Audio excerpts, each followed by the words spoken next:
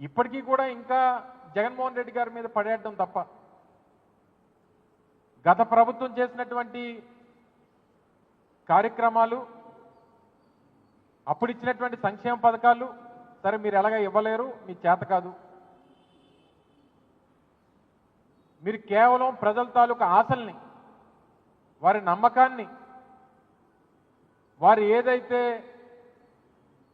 ఈ ప్రభుత్వం వస్తే జగన్మోహన్ రెడ్డి గారి కన్నా మేలైనటువంటి పథకాలు ఇస్తారు, జగన్మోహన్ రెడ్డి గారు ఇచ్చినటువంటి సంక్షేమ కార్యక్రమాల కన్నా మెరుగ్గా ఇస్తారు, ఇంకా ఎక్కువ ఇస్తారు, రెండింతలు మూడింతలు ఎక్కువ ఇస్తారు అని చెప్పి పాపం ఆశపడి ప్రజలు ఓట్లేస్తే సరే మనం జీవితంలో అనేక సందర్భాల్లో చూస్తాం, నమ్మిన వాడినే మోసం చేయగలరు.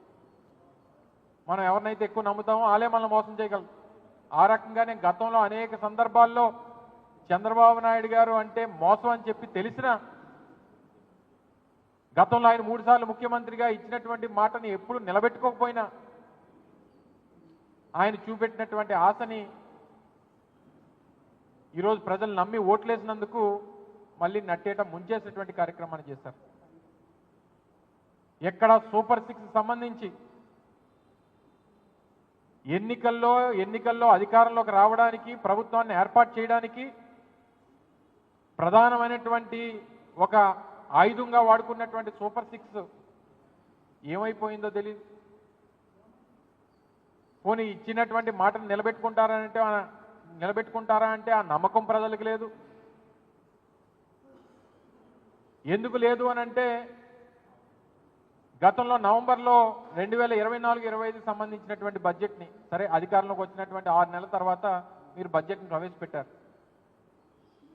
బడ్జెట్ ప్రవేశపెట్టినప్పుడు ఏం చెప్పారు?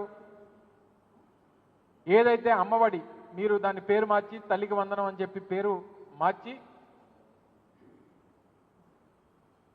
5,300 కోట్ల రూపాయలు అందులో పొందుపరిచారు. ₹1 నాకు విడుదలైందా?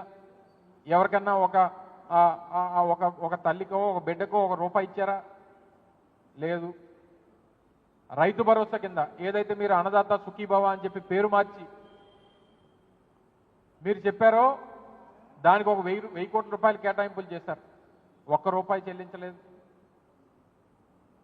సరే ఇంకా ఫ్రీ బస్సు గురించో లేదా మహిళలకు ఇస్తామన్నటువంటి నెలకు 1,500 రూపాయల గురించో లేదా నిరుద్యోగులకు ఇస్తానన్నటువంటి 3,000 రూపాయల గురించో లేదా సంవత్సరానికి ఇస్తానన్నటువంటి 3 సిలిండర్ల గురించో వీటి గురించి ప్రస్తావనే లేదు. సరే దీని గురించి పక్కన పెడదాం.